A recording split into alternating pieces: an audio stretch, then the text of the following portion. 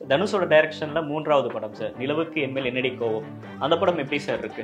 எல்லா நேரமும் இவங்க சரக்கடிச்சுக்கிட்டே இருக்காங்க படத்துல இந்த கதாபாத்திரங்கள். ஆணும் சரி, பெண்ணும் சரி, காதலியும் சரி, வருங்கால மனைவியும் சரி, எல்லாருமே சகட்டு மேனிக்கு அந்த சரக்கடிக்கிறதுங்கிறது காட்சிக்கு காட்சி அப்படியே தொடருது. அது நமக்கு ஒரு எரிச்சலை கொடுக்குது. ஒரு டைரக்டரா தனுஷ் தன்னை ப்ரூவ் பண்ணிட்டாரு நம்ம பார்க்கலாமா சார்? இல்ல, தனுஷை பொறுத்த வரைக்கும் ஏற்கனவே அவர் டைரக்டராக தன்னை நிரூபித்து விட்டார். ஏன்னா இதுல என்ன அப்படின்னா, அவரால் வித்தியாசமான படங்களை கொடுக்க முடியுங்கிறத இந்த படத்துல நிரூபிச்சிருக்காரு. சார், அஜித் அவர்களுடைய அடுத்த படத்தை யார் டைரக்ட் பண்ண போறாங்க அப்படின்றப்ப அதுல நிறைய லிஸ்ட் இருந்துச்சு. வெங்கட் பிரபுவா, விஷ்ணுவர்தனா அப்படின்னு சொல்லிட்டு இப்போ லேட்டஸ்டா வந்து அப்டேட் பிரகாரம் கார்த்திக் சுப்புராஜ் வந்து பண்ண போறாரு, ஒரு கேங்ஸ்டர் படமா வரப்போகுது அப்படின்ற மாதிரியும் தகவல் வருது. அது உண்மையா? மகாராஜா டைரக்டர் நித்திலன், அப்புறம் போர் தொழில் டைரக்டர் 2 பேர் குறித்து இவங்களுக்கு வந்து ஒரு என்கொயரி பண்ணியிருக்காங்க. அதனால அஜித்துடைய அந்த லிஸ்ட்ல தனுஷோட டைரக்ஷன்ல மூன்றாவது படம் சார். நிலவுக்கு என்மேல் என்னடி கோவம். அந்த படம் எப்படி சார் இருக்கு?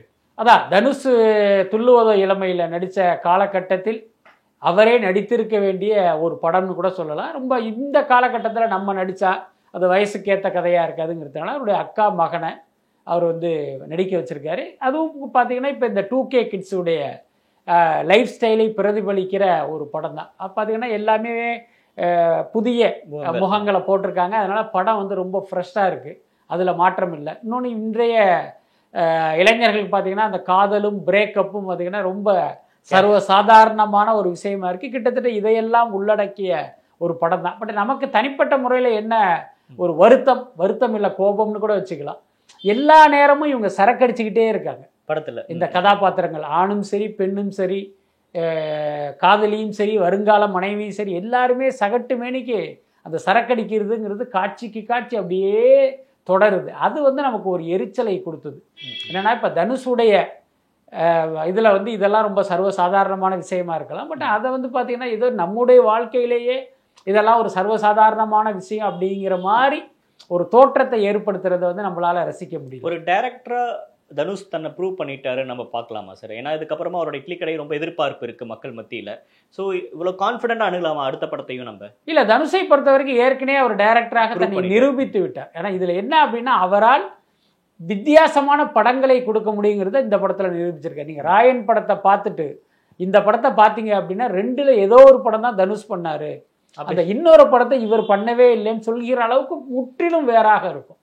ஆனால் அது வந்து ரொம்ப முக்கியமான விஷயம். ஏன்னா இப்போ நீங்கள் தமிழ் சினிமாவுடைய வரலாறை புரட்டி பார்த்தா ஸ்ரீதர் மாதிரியான வெகு சில இயக்குனர்கள் தான் படத்துக்கு படம் வந்து வேற மாதிரி இருப்பாங்க. சில பேர் பார்த்தீங்கன்னா ஒரே மாதிரி. இப்போ கௌதம் மேனன் எடுத்துக்கிட்டா அவருடைய எல்லா படங்களும் ஒரே மாதிரி இருக்கு. நீங்கள் டைட்டில் கட் பண்ணிட்டு போட்டால் கூட இது அவர் படம் நீங்கள் சொல்லிட முடியும்.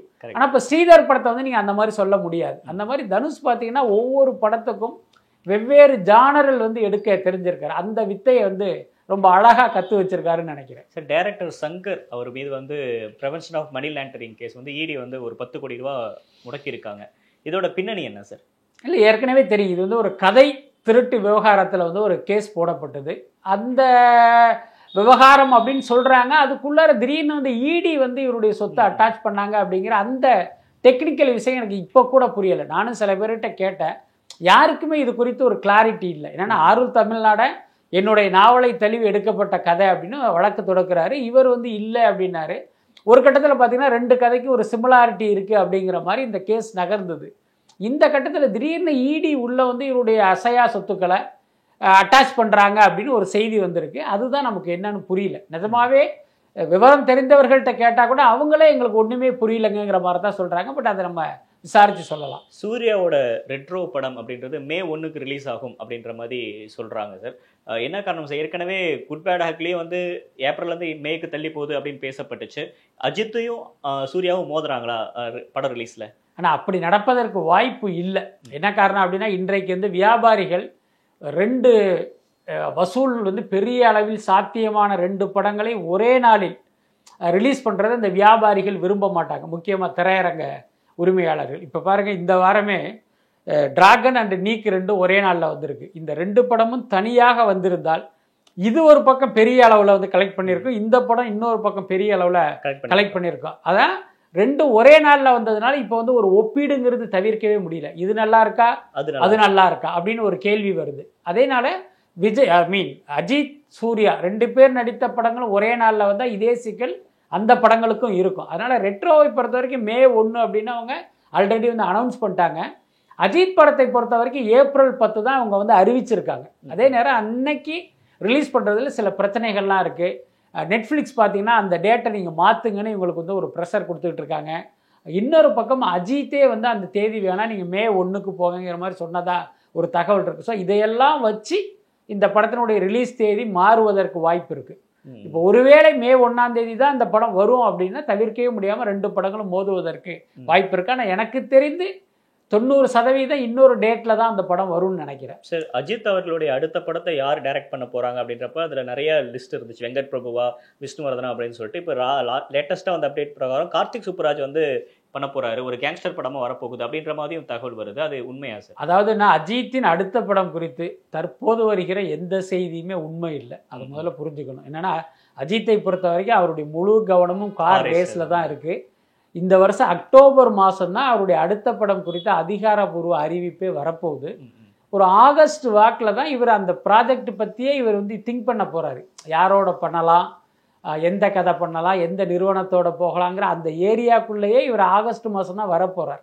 இது நான் யூகமாக சொல்லலை, அவருடைய மேனேஜர் சுரேஷ் சந்திரா நம்மிடம் சொன்ன தகவல் தான் இது.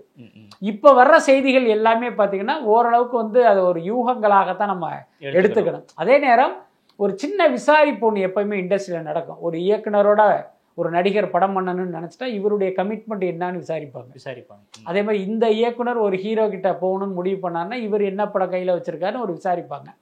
அந்த மாதிரி சில இயக்குனர்கள் குறித்து அஜித் தரப்பில் விசாரித்ததா ஒரு தகவல் இருக்குது.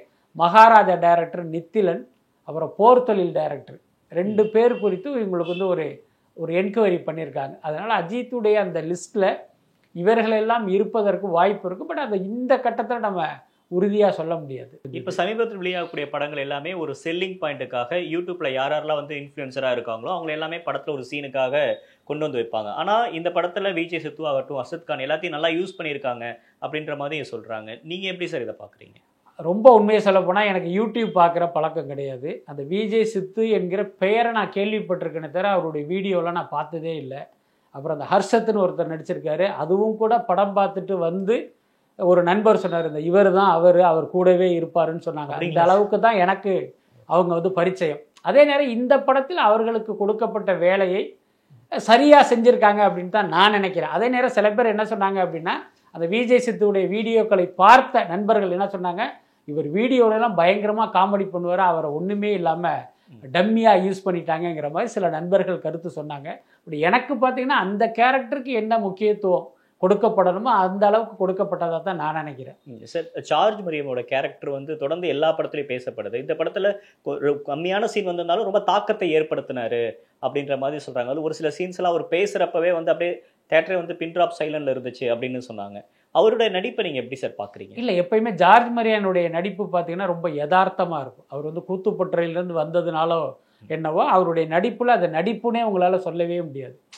நம்ம நிஜ வாழ்க்கையில் பார்க்குற ஒரு கதாபாத்திரத்தை டப்புன்னு திரைக்குள்ளே பார்த்த மாதிரி ஒரு ஃபீலிங் தான் இருக்கும். அந்தளவுக்கு ரொம்ப சட்டிலாக அழகாக பண்ணக்கூடிய ஒரு நடிகர் அவர். இந்த படத்தில் பிரதீப் ரங்கநாதனுடைய அப்பா கதாபாத்திரம் அவருக்கு. இந்த பையன் நான் ஏற்கனவே சொன்ன மாதிரி ஒரு தருதலை புள்ள. இவன் வந்து பார்த்தீங்கன்னா தன்னுடைய குடும்ப கஷ்டம்லாம் தெரிந்தும் கூட இந்த ரகுடு பாய்ங்கிற அந்த கான்செப்டில் அந்த கனவுல இருக்கிறதுனால அந்த குடும்பத்தை ஏமாற்றுவான், அவங்க அப்பாவையெல்லாம் ஏமாற்றுவான். அப்போயெல்லாம் நமக்கு பார்த்தீங்கன்னா அப்படி ஒரு பரிதாபம் அனுதாபம் அவர் மேலே ஏற்படும். அதுக்கப்புறம் பார்த்தீங்கன்னா இவன் செஞ்ச இது எல்லாமே மகன் வந்து இப்படி நம்மளை ஏமாத்துறான்னு தெரியாமல் அவர் ஏமாந்துக்கிட்டு இருப்பார். ஒரு கட்டத்தில் பார்த்தீங்கன்னா இவன் இப்படிப்பட்டவன் தெரிந்த பிறகும் கூட அந்த ஏற்கனவே அவன் மேல் வைத்த அன்பு நம்பிக்கை 1% குறையாமல் அதை அப்படியே கொடுப்பார்ல. அப்போலாம் பார்த்தீங்கன்னா உண்மையில் ரொம்ப நெகிழ்ச்சியாக இருக்கும். அதுலேயும் ஒரு கட்டம் சொல்லுவார், அதை எங்கள் ரிவ்யூவில் கூட நான் மென்ஷன் பண்ணியிருந்தேன். நான் ஸ்கூலில் படிக்கும்போது ஓட்டப்பந்தயம் ஓடும்போது ஒருத்தர் காலை குறுக்க விட்டு என்னை தள்ளி விட்டுட்டு என்னை தோக்க வச்சுட்டு அவன் போய் ஜெயிச்சிட்டான். ஆனால் என் மகன் வந்து அவன் மாதிரி இல்லை அப்படின்னு நினைக்கும் போது எனக்கு ரொம்ப சந்தோஷமாக இருந்துச்சுன்னு ஒரு டைலாக் சொல்லுவார். அப்போ பார்த்தீங்கன்னா தியேட்டரில் பார்த்தீங்கன்னா பயங்கர கிளாப்ஸ் வந்தது. ஸோ அந்த அளவுக்கு அவருடைய கேரக்டர் வந்து உண்மையிலே பிரமாதமாக இருக்குது. என்ன நடக்குது அப்படின்றத பொறுத்து வந்து பார்க்கலாம் சார். நேரம் கொடுத்தமைக்கு நன்றி. நன்றி, வணக்கம். வணக்கம்.